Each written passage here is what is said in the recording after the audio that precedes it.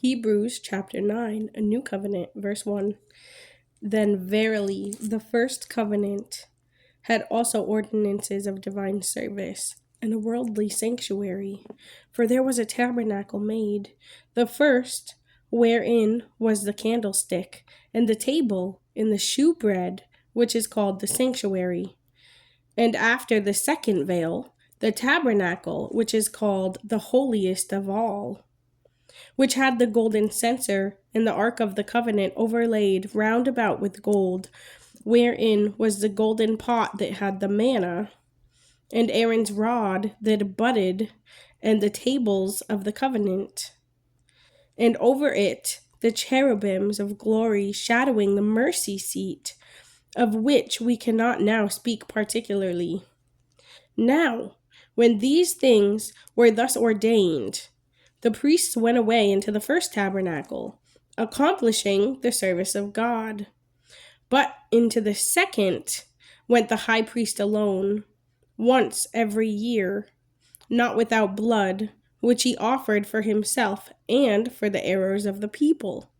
The Holy Ghost, this signifying that the way into the holiest of all was not yet made manifest, while as the first tabernacle was yet standing, which was a figure for the time then present, in which were offered both gifts and sacrifices, that could not make him that did the service perfect, as pertaining to the conscience, which stood only in meats and drinks, in divers washings, and carnal ordinances imposed on them until the time of Reformation.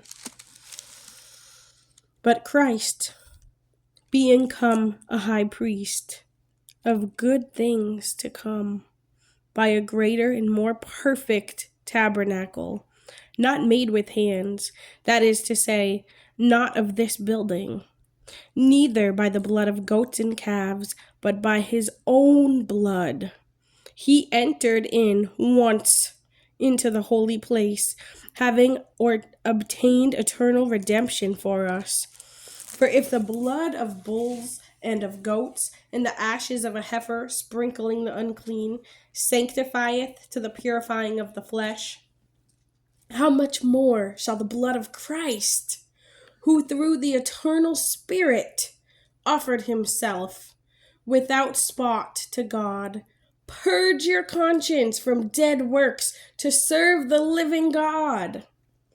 And for this cause he is the mediator of the New Testament, that by means of death, for the redemption of the transgressions that were under the first testament, they which are called might receive the promise of eternal inheritance.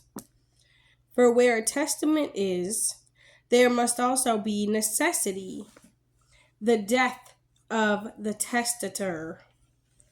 For a testament is of force after men are dead. Otherwise, it is of no strength at all while the testator liveth. Whereupon neither the first testament was dedicated without blood. For when Moses had spoken every precept to all the people according to the law, he took the blood of calves and of goats with water and scarlet wool and hyssop, and sprinkled both the book and all the people, saying, This is the blood of the testament which God hath enjoined unto you. Moreover, he sprinkled with blood both the tabernacle and all the vessels of the ministry. And almost all things are by the law purged with blood. And without shedding of blood there is no remission. A better sacrifice. Verse 23 of chapter 9. It was therefore necessary that the patterns of things in the heavens should be purified with these, but the heavenly things themselves with better sacrifices than these. For Christ is not entered into the holy places made with hands, which are the figures of the true, but into heaven itself, now to appear in the presence of God for us. Nor yet that he should offer himself often. And the high priest entereth into the holy place every year with blood of others. For then must he often have suffered since the foundation of the world.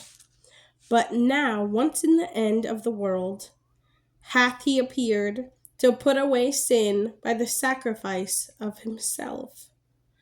And as it is appointed unto men once to die, but after this the judgment, so Christ was once offered to bear the sins of many, and unto them that look for him shall he appear the second time without sin unto salvation.